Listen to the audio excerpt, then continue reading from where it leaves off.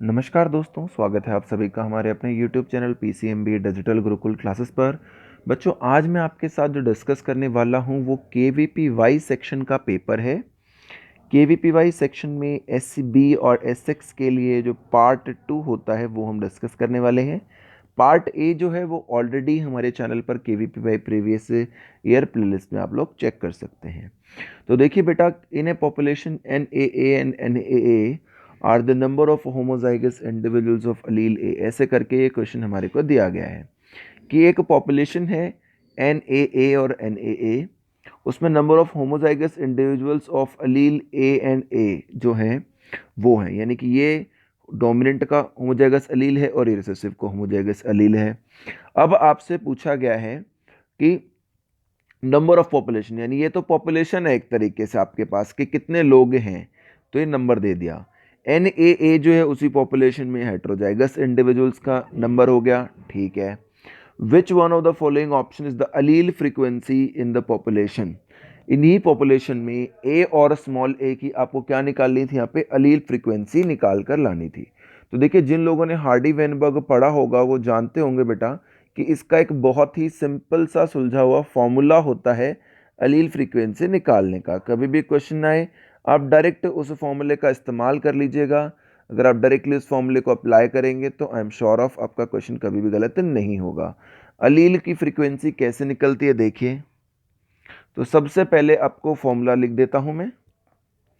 अलील ए frequency, अलील ए frequency जो होती है, जब हमें निकालनी होती है तो 2pq वाली वैल्यू आप यहाँ से हटा लेते हैं, तो यहाँ पे 2 इंटू NA, जैसे यहाँ पे जो भी पॉपुलेशन थी होमोजाइगस निकाल रहे हो, प्लस जो हेट्रोजाइगस होता है, हेट्रोजाइगस क्या है यहाँ पर AA, तो उसकी जो पॉपुलेशन है डिवाइडेड बाय 2n, ये पे पूरी वैल्यू होती है, इसको 2n से आप लोग डिवाइड कर देते हैं हम लोग पूरी वैल्यू को।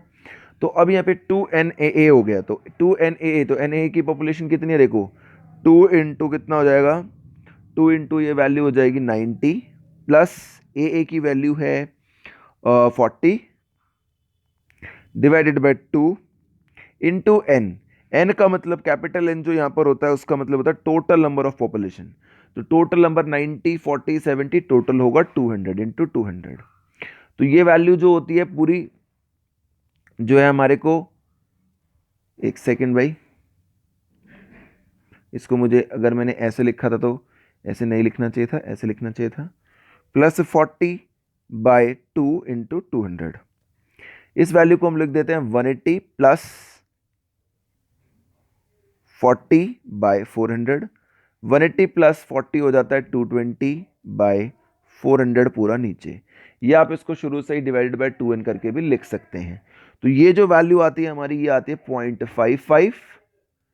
सिमिलरली जब आप इसी इक्वेशन से सॉल्व करेंगे अलील फ्रीक्वेंसी ए के लिए, तो सारी इक्वेशन सेम रहेगी, सिर्फ अलील ए, स्मॉल ए की अगर आपको फ्रीक्वेंसी निकालनी है मान लीजिए, तो क्या होगा, अगर कैपिटल ए की जगह तो 2 इंटू 70 आ जाएगा, प्लस में ये सेम ही रहेगी वैल्यू भाई, ये तो 40/400 या 40/400, यानी कि आपकी बार हो जाएगा 140, यानी 180 डिवाइडेड बाय 400, और ये आपकी वैल्यू जो है ये आएगी 0.45। तो भाई आपको समझ में आ गया कि एक की वैल्यू 0.55 आएगी और दूसरे की वैल्यू आएगी 0.45। तो इसका आंसर जो है वो हो जाएगा आंसर नंबर 1। ठीक है बेटा, अब देखो ये तो ये पहला क्वेश्चन हो गया और मैंने आपको बता दिया इस फॉर्मूले को आप और कैसे लिख सकते हो। इस फॉर्मूले का अगर ऐसे लिखने में मैथ्स में किसी को कंफ्यूजन आ रही हो तो डायरेक्टली ऐसे भी लिख सकते हो, plus a divided by 2 into n। ठीक है, दोनों को लेकिन ऐड करके डिवाइड कीजिएगा, बस यही आपसे रिक्वेस्ट रहेगी।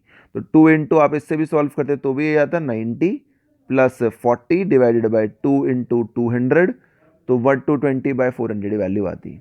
तो ये तो हो गया आपका एक सवाल। उसके बाद देखिए दूसरा क्वेश्चन, क्वेश्चन नंबर 112 जो पेपर में आया था पार्ट बी के अंदर बेटा, अगर मैं उसकी बात करता हूं तो वो क्या क्वेश्चन था। अगर मैं क्वेश्चन नंबर 12 की बात कर लेता हूं यहां पर, तो देखिए क्या क्वेश्चन था। क्वेश्चन नंबर 112 था, a newly discovered organism possesses a genetic material with new base composition. एक नया नया आपने अभी कोई जेनेटिक मटेरियल डिस्कवर किया है, जिसके अंदर एक न्यू बेस कंपोजिशन आपको मिल रहा है, ठीक है, मिल रहा है। Consisting of sugar and phosphate backbones, जैसा कि नेचुरल डीएनए में होता था उसी तरीके से उस न्यू मटेरियल की भी जो बैकबोन है वो शुगर और फॉस्फेट ही है। अब जो 5 नोवल बेसिस हैं, तो भाई देखो इसने कहा कि नेचुरल डीएनए जैसा होगा, तो 5 नोवल बेसिस जो है जेनेटिक मटेरियल में जो नया आपको मिला है, न्यूली डिस्कवर्ड, उसमें 5 बेसिस हैं, ठीक है। और उसने बोला PQRST इनके नाम है 112223।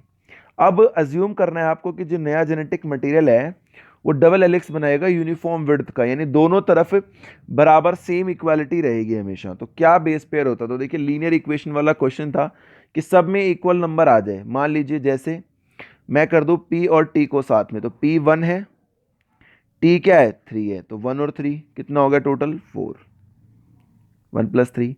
ऐसे ही मैं कर दूं मान लीजिए R और S, तो R और S कितना हो गया भाई, R है 2 और S भी है 2, तो 2 + 2 4।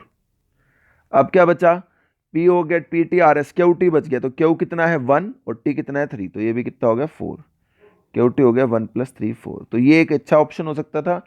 तो इस हिसाब से हमारा जो इस क्वेश्चन में हमने देखा ये सवाल, तो इसका आंसर होगा बी, कि P जो है T के साथ जाएगा, R S के साथ जाएगा और Q भी किसके साथ चला जाएगा, T के साथ। ये एक बेटर सुटेबल ऑप्शन था, आप सॉल्व करके देखते तो भी ऐसे ही होता। अब आपसे अगला क्वेश्चन पूछा गया कि आपको अमीनो एसिड एनालिसिस करना है 2 ग्लोबुलर प्रोटीन्स का, और उसमें एनालिसिस करने के बाद आपने देखा कि उनका कंपोजिशन पर मोल सेम है। तो भाई मोल जो होता है, मॉलिक्यूलर लेवल अगर सेम है तो मॉलिक्यूलर वेट भी सेम होगा उनका, जो कि नंबर ऑफ मॉलिक्यूल सेम है उनके अंदर हर पर्टिकुलर कंपोनेंट के। तो कौन सा कैरेक्टर आइडेंटिकल होगा, तो सिंपल सी बात है मॉलिक्यूलर मास, क्योंकि मोल्स के फॉर्मूले में क्या आता है, given mass divided by molecular mass. तो भाई इसमें और तो कोई वैल्यू नहीं है, प्राइमरी स्ट्रक्चर 3D, तो एक ही चीज पॉसिबल थी हमारे लिए कि अगर मोल्स पूरा ही सेम है, इसका मतलब ये भी तो दोनों चीजें इक्वल ही रही होंगी, तभी तो इसकी वैल्यू सेम आई है। तो यहां पर आंसर हो जाएगा C, molecular mass. Which of the following convergence in glycolysis is an example of substrate level phosphorylation. देखिए ये क्वेश्चन बहुत ही सिंपल सा क्वेश्चन होता है कि सबस्ट्रेट लेवल फॉस्फोरिलेशन के अंदर आपको ध्यान रखना है कि हुआ क्या है, कि मान लीजिए एटीपी था आपके पास, यानी कि आपके पास 3 फॉस्फेट थे, ट्राई फॉस्फेट। अब आपने इससे बना लिया बेटे एडीपी, यानी कि 2 फॉस्फेट। तो अब क्या हुआ, यानी कि ये जो सबस्ट्रेट था, जो रिएक्टेंट था, या जिसको हम केमिस्ट्री में रिएक्टेंट और बायोलॉजी में सबस्ट्रेट कह देते हैं, इस सबस्ट्रेट के पास 3 फॉस्फेट थे जबकि प्रोडक्ट में 2 हैं, यानी कि इसने एक नए फॉस्फेट को जन्म दिया है जो कि इसके साथ में लिखा जाएगा प्लस फॉस्फेट, है ना, अलग है इससे, इसके पास है 2 फॉस्फेट, ये फॉस्फेट अलग है। तो इस तरीके का स्टेप कहाँ हुआ ये आपको बताना है। तो देखिए इसमें आपको एक क्लियर दिख रहा होगा, वैसे तो आप लोग पढ़ते ही होंगे कि 1,3 बाइफॉस्फो जो ग्लिसरेट का कंपोनेंट है, इसमें 1 और 3 दो पोजीशंस पर बाइफॉस्फेट है, जबकि प्रोडक्ट में सिर्फ 3 फॉस्फेट है, यानी कि एक पोजीशन, फर्स्ट पोजीशन से फॉस्फेट रिलीज हो गया है, यानी कि जो मैंने अभी भी यहाँ पर बात की थी फॉस्फोरिलेशन की, वैसा ही आपको नजर आ रहा है। जबकि इसके अलावा अगर हम देखें तो इधर एक फॉस्फेट है तो इधर 2 हो गए, इधर एक फॉस्फेट है तो इधर 2 हो गए, 6 पोजीशन पे था, 1 और 6 दोनों पोजीशंस पर आ गया, इधर एक था तो इधर एक ही रहा। तो ये इसमें से एक ही आंसर हो सकता है, ऑप्शन नंबर 2। चैप्टर 14 का क्वेश्चन है ये, एनसीईआरटी का। A plant heterozygous for height and flower colour, very easy question, no need to solve this question. आपको कहा गया कि एक प्लांट है जो कि हेट्रोजाइगस है, यानी कि उसके अंदर दोनों चीजें हैं, और हाइट और फ्लावर कलर को लेकर देखो, देखिए गया कि जो जीनोटाइप है वो ना तो कैपिटल टी ना कैपिटल आर, दोनों तरफ से हेट्रोजाइगस है। आपने उसको सेल्फ क्रॉस किया and 1600 of the resulting seeds, उसमें तो 600 सीड्स बनी, ठीक है। अब उसने कहा distance between the loci controlling this and this is centimorgan, यानी कि लिंक्ड नहीं है, ये बात यहां से क्लियर हो गई, नॉट लिंक्ड है। ऑफस्प्रिंग कितने बनेंगे विद दिस, भाई साहब सिंपल सा फॉर्मूला है, जो फॉर्मूला में याद रखना था, 9:3:3:1 डायब्रिड क्रॉस का रिजल्ट होता है, और 1 जो होता है उसमें होमोजाइगस रिसेसिव होता है। तो यहां पर आपसे उसने होमोजाइगस रिसेसिव ही पूछा है, आप कुछ भी क्रॉस कीजिए आखिरी में आंसर इसका 1 ही आएगा। बिल्कुल स्ट्रेट फॉरवर्ड लॉजिकल सवाल था, टाइम लगाने वाला क्वेश्चन नहीं था। 9:3:3:1 पे अगर आप 16 होता है नॉर्मली, तो 9:3:3:1 होता है, 1600 है तो क्या कर दोगे आप, 900:300:300:100। और इसका रेशियो निकालोगे तो वही आएगा, 2 जीरो हटा दो, यानी कि रेशियो के हिसाब से ऑफस्प्रिंग जो होगी वो यहाँ पर आपको 1 ही फ्लावर जो होगा ऐसा होगा जिसके अंदर ये वैल्यू आपको नजर आएगी। ठीक है, 9:3:3:1। उसके बाद देखिए आप अगर अगले आंसर की तरफ आप बढ़ते हैं तो नेक्स्ट क्वेश्चन है आपके पास कि भाई मान लीजिए आपने एक एक्सपेरिमेंट किया और एक मिनट में इसको ठीक करके लिख देता हूं, ये कंफ्यूजन कर रहा होगा यहाँ पे, है ना, कि ये वैल्यू है, इसको अगर आप इसके हिसाब से लिखेंगे तो 900:300:300:100, और इसमें अगर कट आउट करेंगे तो वैल्यू सेम ही रहेगी। एक एक्सपेरिमेंट है जिसमें आपने हैवी, इंटरमीडिएट और लाइट बैंड्स जो हैं आपने रेप्लिकेट करा, लेकिन इस बार कंजर्वेटिव है। नॉर्मली क्या होता है, सेमी कंजर्वेटिव।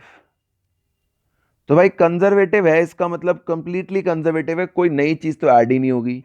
यानी जैसे हम जानते हैं इस एक्सपेरिमेंट में स्टार्टिंग में N15 होता है, फिर उसके बाद स्ट्रैंड्स बनते हैं, N14 को हम ऐड कर देते हैं। तो नॉर्मली क्या होता था 15 और 14 में से कि हाफ हाफ ये बनाते थे, लेकिन अब की बार क्या होगा, क्योंकि कंजर्वेटिव है तो N15 का जो दूसरी जनरेशन में है N14 आपने ऐड किया है, तो एक तो ये अपना बनाएगा ही एज इट इज, कि मान लीजिए अगर ये डबल स्टैंड था तो इसका तो double stand as it is रहेगा, और एक नया N14 का स्टैंड आ जाएगा, तो 2 स्टैंड्स हो गए, ये तो सिंपल सिंपल से। अब नेक्स्ट जनरेशन में क्या होगा, N14 तो तुम ऐड करते ही जा रहे हो, तो भाई ये तो बना लेगा अपने अलग 3 स्ट्रैंड्स, लेकिन ये नहीं बना पाएगा 15 वाला, और इंटरमीडिएट तो कोई बनेगा ही नहीं, क्योंकि नहीं आएगा कोई भी आपके पास, क्या बोलते हैं उसको, हाइब्रिड, सेमी कंजर्वेटिव है ही नहीं। तो इसका आंसर हो जाएगा 1:0:3 की 1 होगा हैवी, एक स्टैंड यही रह जाएगा हमेशा, और 3 स्टैंड्स इसके इन टोटल बन जाएंगे लाइट बैंड के, और इंटरमीडिएट का कोई नहीं होगा। अब आपको एक ग्राफ दिया गया और पूछा गया है कि क्या आप बोल सकते हो। तो देखो पहले ग्राफ में आपको स्पीसीज 1 दी गई, ठीक है, सिग्मोइड ग्रोथ कर्व है, फिर स्पीसीज 2 दी गई, डॉटेड लाइन। स्पीसीज 1 और 2 दोनों साथ काम कर रही हैं अब इसमें, लेकिन क्या पॉइंट हो रहा है स्पीसीज 1 और 2 का इंट्रैक्शन में, कि 1 जो है उसकी ग्रोथ तो बढ़ रही है। अगर आप कंपैरेटिवली देखें इसको 1 वाले को, कि भाई मैं इसको इस 1 को इस 1 से कंपेयर करूं, तो देखिए ये यहां तक था, ये थोड़ा ऊपर जा रहा है, 1 की ग्रोथ तो बढ़ रही है, लेकिन 2 की ग्रोथ जहां पहले थी अभी भी उतनी ही है, और वहीं से स्टार्ट हो रही है। इसका मतलब ये एक तरीके से कौन सा फिनोमेना नजर आ रहा है, कि स्पीसीज 1 को बेनिफिट हो रहा है, स्पीसीज 1 को बेनिफिट है, जबकि स्पीसीज 2 को नो लॉस नो बेनिफिट है। और इस तरीके की चीज को हम लोग कहते हैं बेटा कमेंसलिज्म। अमेंसलिज्म नहीं होता, इसको कहते हैं कमेंसलिज्म। म्यूचुअलिज्म दोनों को फायदा, कंपटीशन में एक को फायदा एक को नुकसान रहता है। ठीक है, अब ये भी बड़ा सिंपल सा क्वेश्चन था कि additional nucleoploidy found in diploid angiosperm nucleus species in full bloom compare to vegetative stage. Vegetative का मतलब क्या होता है, जुवेनाइल स्टेज, यानी जब आप रिप्रोड्यूस नहीं कर रहे थे। कि जुवेनाइल स्टेज पर तो वो है डिप्लॉयड, तो जुवेनाइल तो 2n तो उसके पास है ही, यानी कि पहले से ही। अब जब वो रिप्रोड्यूस करेगा तो पहले तो गैमेट बनाना पड़ेगा उसे, तो एक तो गैमेट बनाएगा और साथ में एंडोस्पर्म भी बनेगा। तो एंडोस्पर्म क्या होता है 3n, तो एक एंडोस्पर्म बनेगा और एक गैमेट, तो इसका आंसर होगा 1n and 3n। Correct. Next question, the bill sizes in breed species of seed crackers from West Africa shows, है ना, एक बिल का साइज है, यानी कि जिसमें वो रहता है उस बिल का साइज है, बायमोडल डिस्ट्रीब्यूशन। बायमोडल डिस्ट्रीब्यूशन का क्या मतलब होता है, कि कुछ ऐसा ग्राफ है कि या तो इस ग्राफ के अंदर ये वाली चीज सिलेक्ट हो रही है, या ये वाली, ये या ये, बीच की सिलेक्ट नहीं हो रही। ठीक है, कैसे, और उनके 2 फूड सोर्सेज हैं, एक का हार्ड और एक का सॉफ्ट सीड। हार्ड को लार्ज कंज्यूम करता है, सॉफ्ट को स्मॉल।